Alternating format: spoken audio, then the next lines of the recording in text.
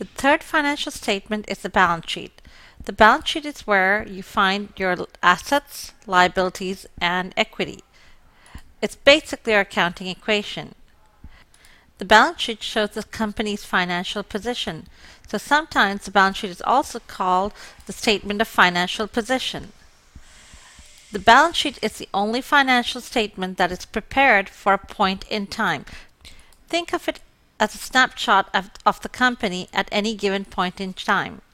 Just like the accounting equation, the balance sheet at any point in time will always have assets that equal liabilities and equity.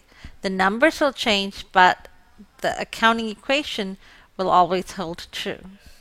Next, let's go ahead and prepare a balance sheet. We're going to use the same data set as we did for the transaction analysis question. We're going to start with the header information. First, the header says the name of the company, then the statement that we're preparing, and then the date. Remember, since this is a point-in-time statement, we're only going to put just one date, August 31st. That is the point in time we're looking at the company's financial position.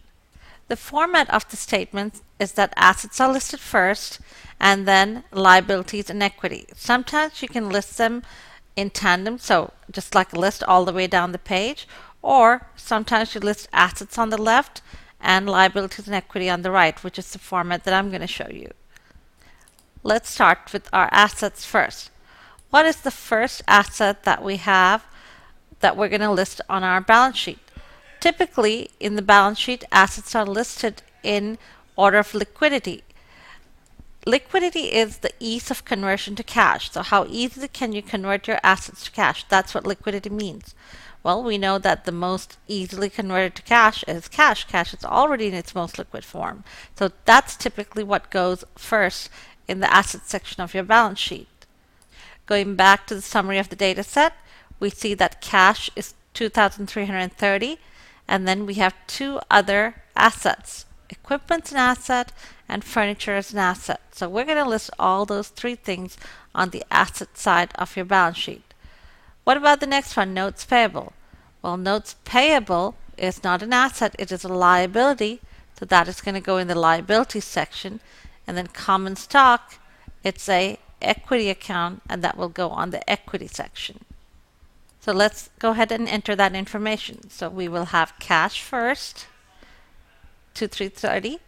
Next we'll have furniture of 600, equipment of 16,200, giving us total assets of 19,130.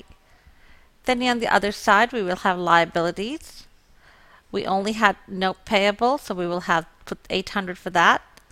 And then we'll list our equity accounts. Common stock is 18,000, so we will put that down.